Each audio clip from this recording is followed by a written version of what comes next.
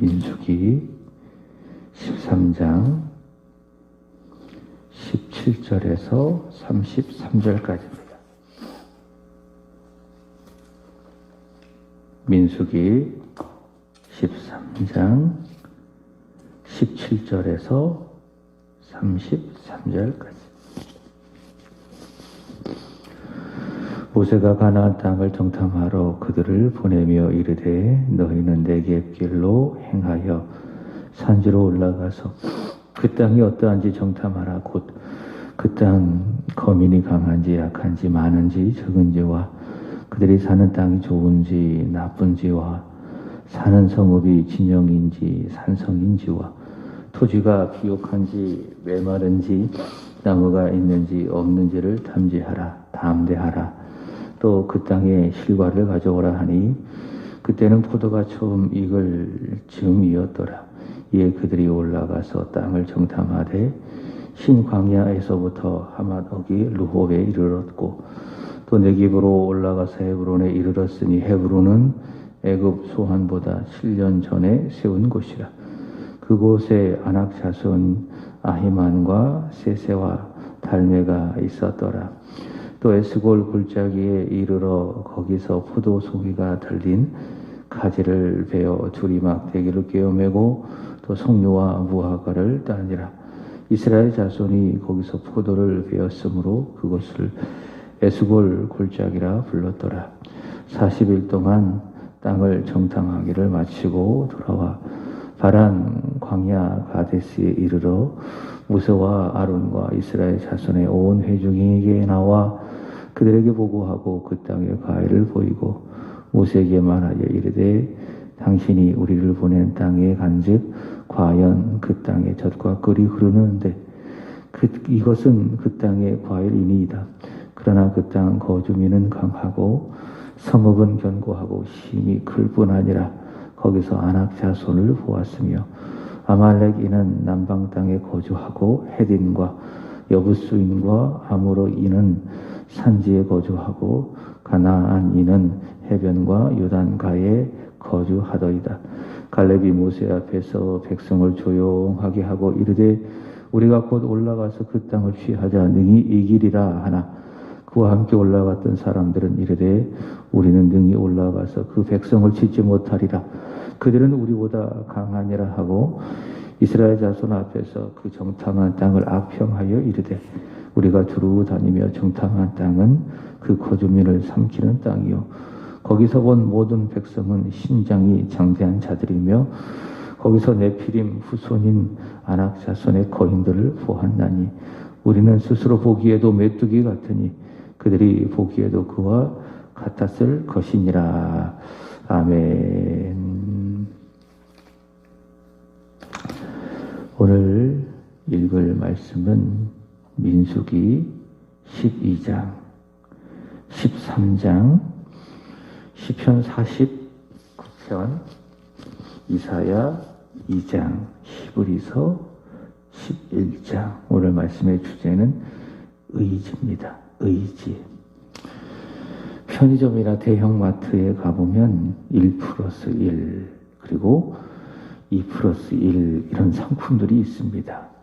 하나를 사면 하나를 더 주는 것을 1+1이라고 이야기하고 두 개를 사면 하나를 더 주는 것을 2+1 상품이라고 하죠.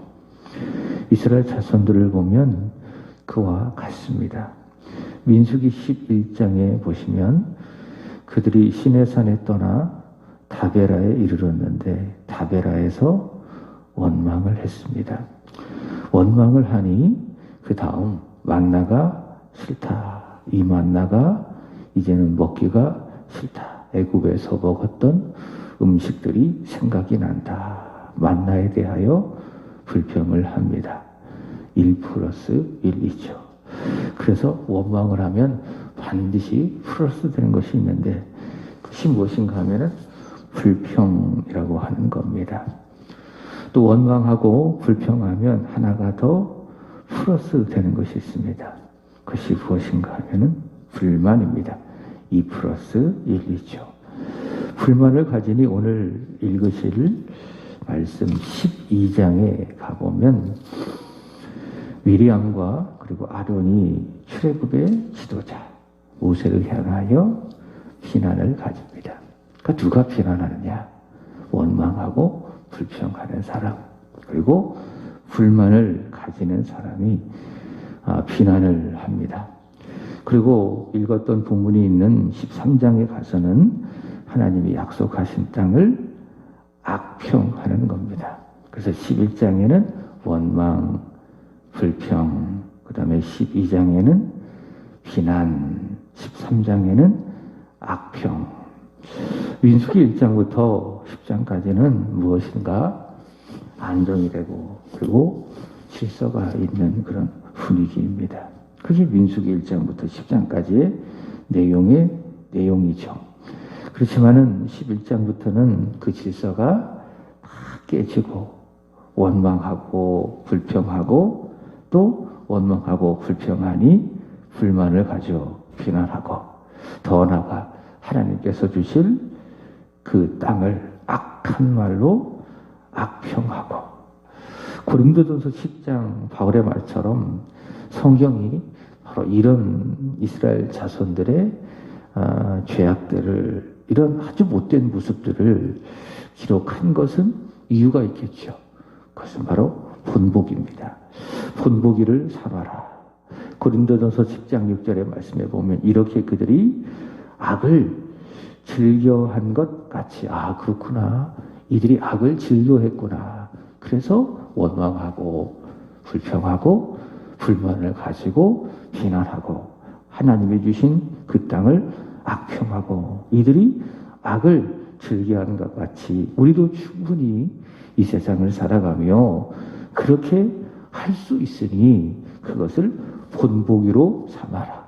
다른 말로 말한다면 그들처럼 되지 말아라.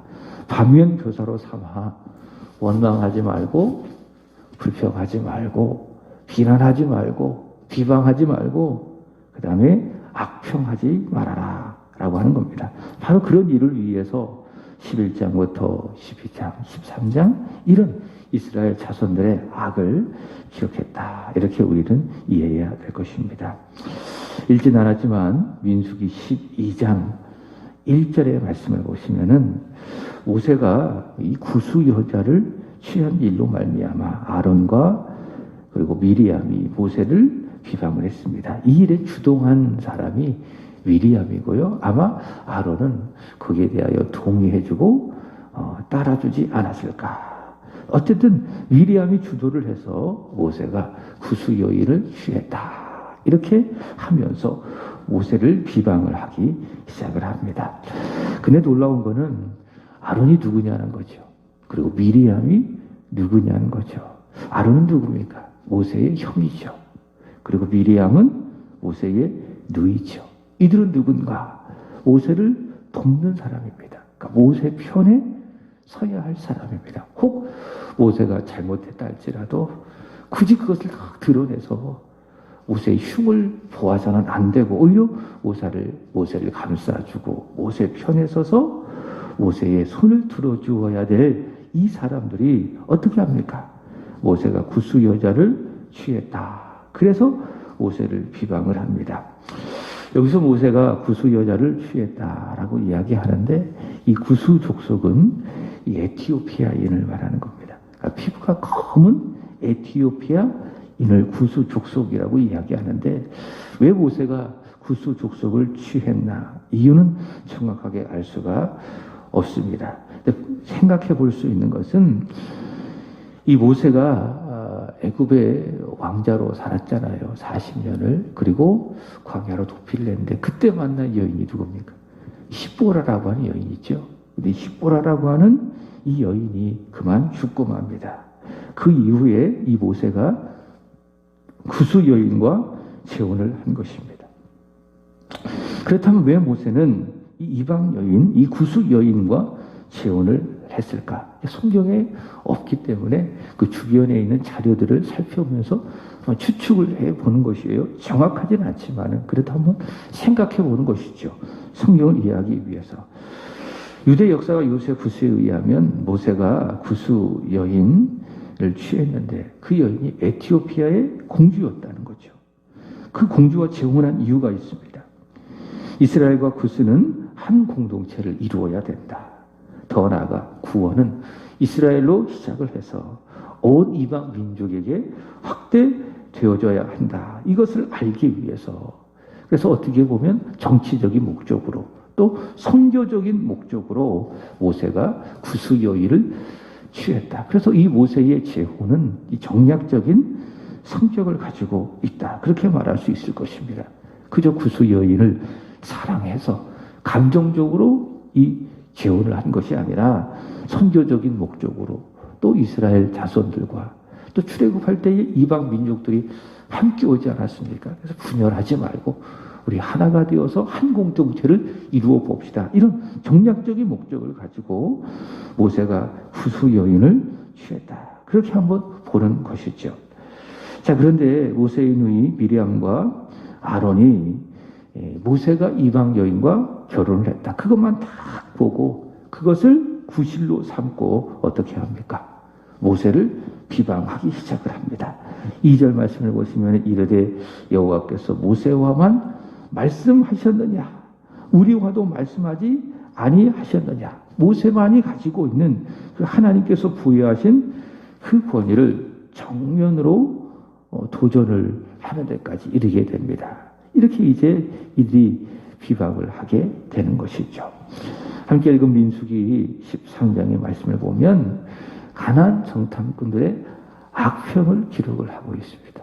12장에는 비방하는 거예요. 모세에 대하여 불만을 가지고 비방을 하고 13장에는 가나안 정탐꾼들의 악평을 기록을 하고 있습니다.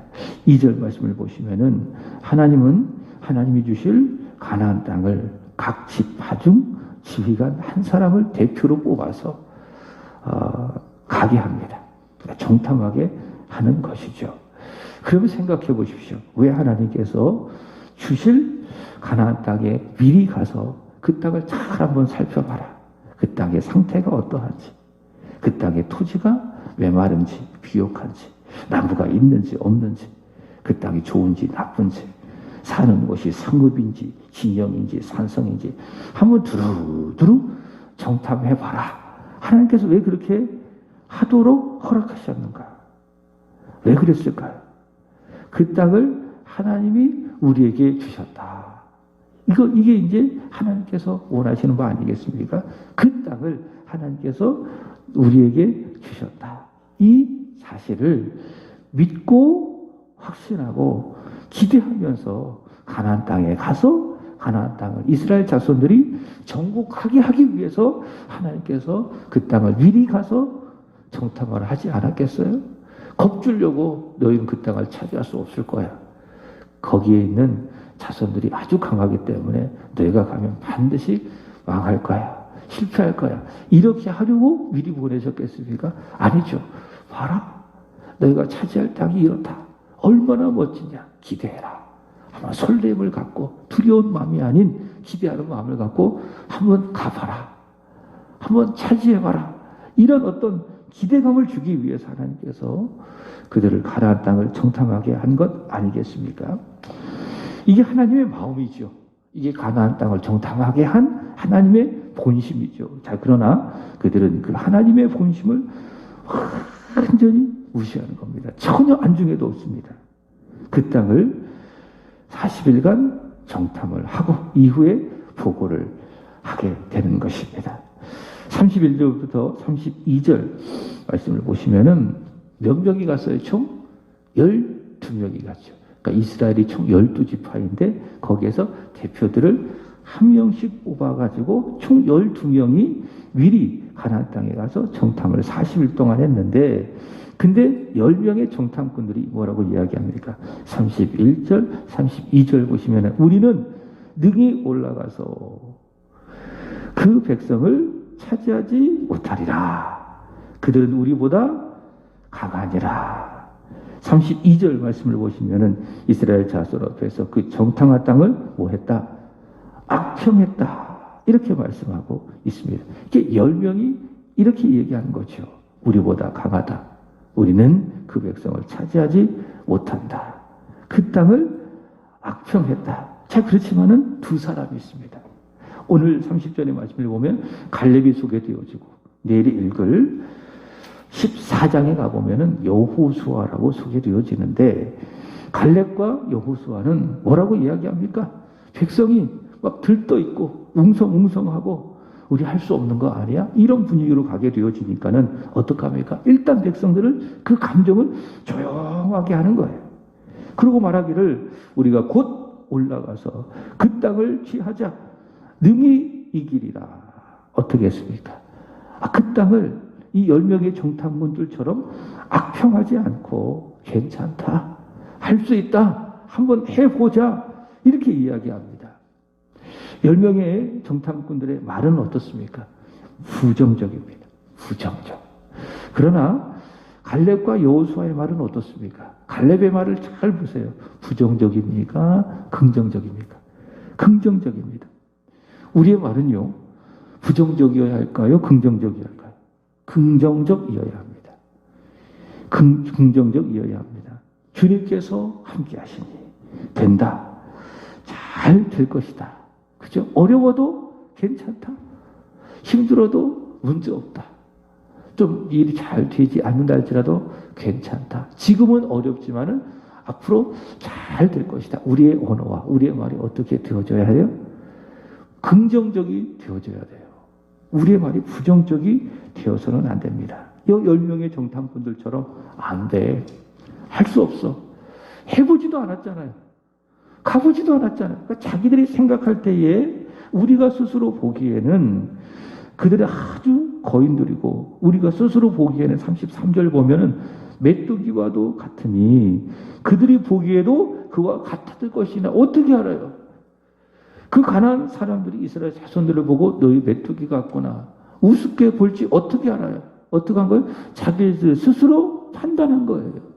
그리고 생각하기를 그 말하기를 할 수 없다. 못한다. 못한다. 그 백성을 치지 못한다. 그들은 우리보다 강하다.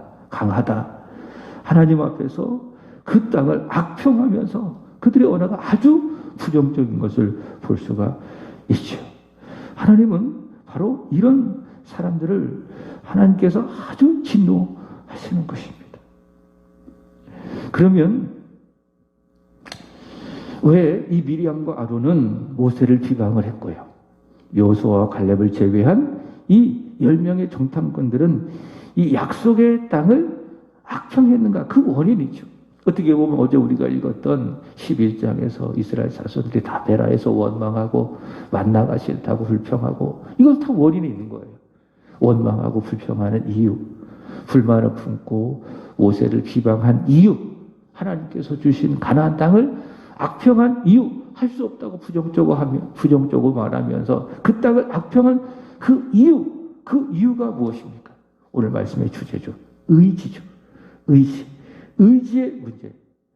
달리 말한다면 그들이 하나님께 기대지 않았기 때문에 기대어서 하나님을 따라간다? 이게 하나님 의지하는 것 아니겠습니까? 왜 원망하고 왜 불평하고 왜 비방하고 왜 악평합니까? 하나님을 의지하지 않았기 때문에 하나님을 신뢰하지 않았기 때문에 그들을 여기까지 이끄신 하나님, 모세를 통해서 여기까지 오게 하신 여호와 하나님, 그 하나님만을 바라보고 하나님만을 의지했다면 여러분 생각해 보세요. 원망할 수 있었을까요? 만나를 주신 하나님을 향하여 불평할 수 있었을까요?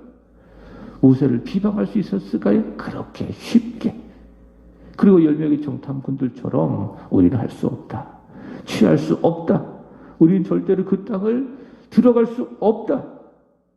우리는 스스로 메뚜기와도 같다. 라고 하면서 하나님께서 주실 그 땅을 악평할 수 있었을까요? 의지하지 않았기 때문에, 하나님을 신뢰하지 않았기 때문에 그런 것 아니겠습니까? 우리의 말이, 우리의 생각이 다 부정적으로 가는 이유도 다 이렇게 보아야 되는 것입니다. 내가 철저하게 여호와 하나님을 의지하고 여호와 하나님만을 신뢰하는 사람이라면 원망할 수 없어요. 불평할 수 없어요. 불만을 품고 지도자들을 비방할 수가 없다. 그리고 하나님께서 내게 주신 것들에 대해 내가 나쁘게 말하고 악평할 수가 없다. 하나님을 의지하는 사람은. 시편 49편은 의지를 이야기하는데 재물을 의지하지 말아라. 그렇게 말하고 있습니다. 시편 49편에 보면 이런 말씀이 있습니다. 시편 49편 6절입니다. 자기 재물을 의지하고 부유함을 자랑하는 자는. 재물이 참 좋은 거죠. 그래서 이런 말이 있죠. 뭐니 해도 머니가 제일 좋다. 그래서 선물보다는 현금이 더 좋은 것이죠. 그러나 재물은요, 우리 예수를 믿는 사람들에게 의지할 게 아닙니다. 의지할 것이 아닙니다. 재물을 의지하고 부유함을 자랑하는 자. 이게 뭐라고 이야기하는 겁니까? 재물을 의지하지 말아라. 시편 49편 15절. 그러나 하나님은 나를 영접하시리니 내 영혼을 수월의 권세에서 건져내시리로다. 사람은, 예수를 믿는 사람은 재물을 의지하지 아니하고 누구를 의지해야 됩니까? 여호와 하나님을 의지해야 되는 것이죠. 나를 영접하실 하나님, 내 영혼을 수월의 권세에서 끌어내실, 건져내실 하나님만을 의지해야 된다라는 겁니다. 그래서 재물이라고 하는 건요, 우리가 살아가며 필요한 것이에요. 필요한 것이에요. 의지할 대상이 아니다. 그죠? 그래서 재물은 있어도 살고 없어도 살아요. 이 필요에 따라서 우리가 이 재물을 보게 된다면. 근데 이제 이게 의지의 대상이 되잖아요. 그럼 재물이 없으면 못 사는 거죠.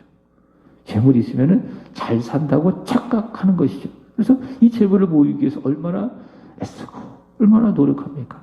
부정한 방법으로도 이 재물을 취하는 목적이 바로 거기에 있습니다. 왜 그럴까요? 재물을 의지하기 때문에 그래요.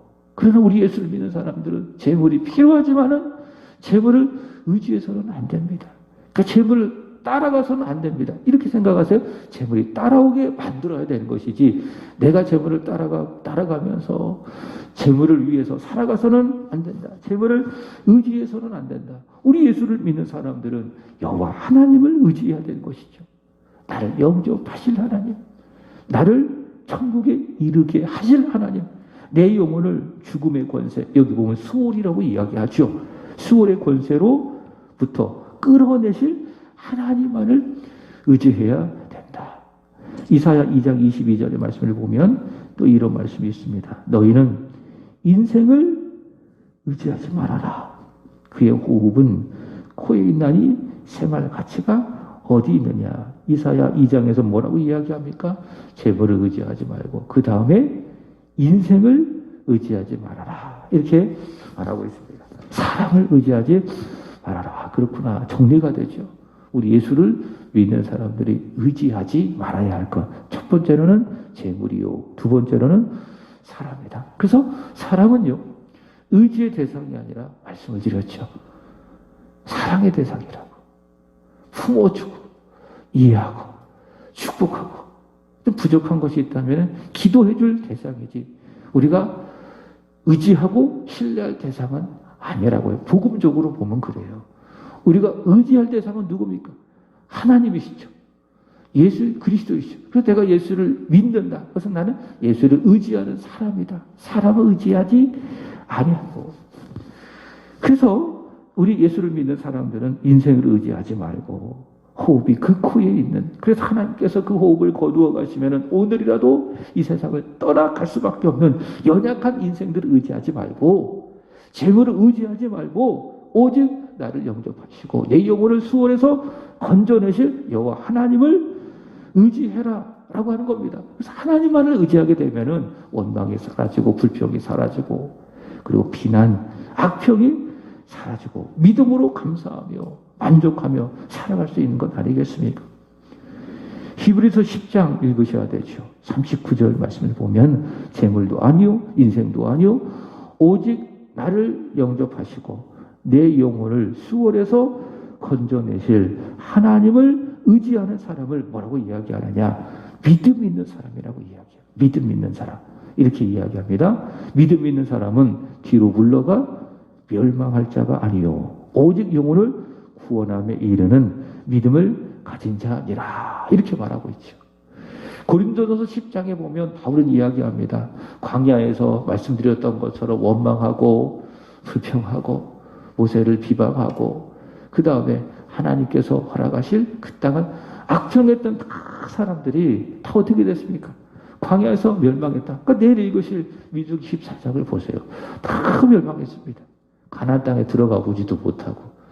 그 원망하니까 망하는 건 아니에요. 원망하니까는 왜 물러갔습니까? 왜 뒤로 물러가 그들이 멸망했습니까? 여기 히브리서 10장 39절의 말씀처럼 왜 그들이 광야에서 멸망했냐 그 말이죠. 왜 멸망했습니까? 믿음이 없었기 때문에. 믿음이 없었기 때문에. 그래서 내 11장에 보면 믿음이 무엇인지를 말하는 것도 거기에 있는 거예요. 믿음이 없기 때문에 멸망한다. 그 믿음이 뭡니까? 그게 하나님을 의지하는 거예요. 그래서 하나님을 의지했다면 그들은 믿음이 있었을 것이고 원망하지 않았고 불평하지 않았고 그들은 가나안 땅에 들어갈 수가 있었다.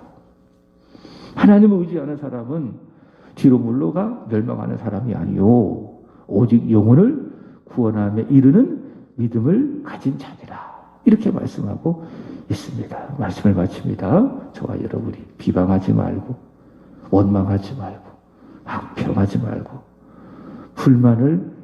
불평하지도 말고 오직 우리는 우리 문제보다 크신 하나님이 그런 분이세요. 우리가 가진 문제보다 크시다. 문제에 대한 답을 갖고 계시다. 믿음은 문제보다 크신 하나님을 포기하는 거예요. 그게 믿음이에요. 그 기도를 많이 하면 성경을 많이 읽어서 하나님의 마음을 내 마음에 채우면은 문제를 딱 맞닥뜨렸을 때도 문제보다 크신 하나님을 보는 거예요. 그리고 그 문제에 대해 하나님은 답을 가지고 계실 거야 라는 것을 믿고 하나님께 달려가서 그 문제를 놓고 하나님께 기도하는 것이죠. 우리는 문제보다 크신 하나님, 문제에 대한 답을 가지고 계신 하나님, 나를 영접하시고 내 영혼을 수월에서 건져내시는 하나님 아버지, 그 아버지 하나님만을 의지하게 되기를 축복합니다. 그래서 우리의 말이 부정적이 아니라 긍정적이 되는 것이죠. 사랑합니다. 축복합니다. 이해합니다. 잘 될 것입니다. 걱정 없습니다. 괜찮습니다. 이렇게 되어야 되지 않겠습니까? 기도하겠습니다.